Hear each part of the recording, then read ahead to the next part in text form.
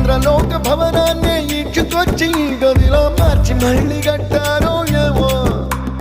మాయజాలము తెలుసు మంత్రగారడి తెలుసు రెంటి కన్న ఇది ఇంకోటేమో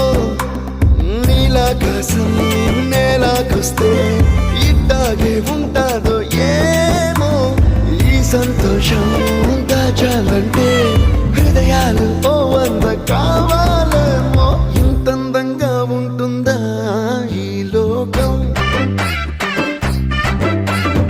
ఇన్నాళ్ళు ఈ మనసుకి తెలియాలేదే పాపం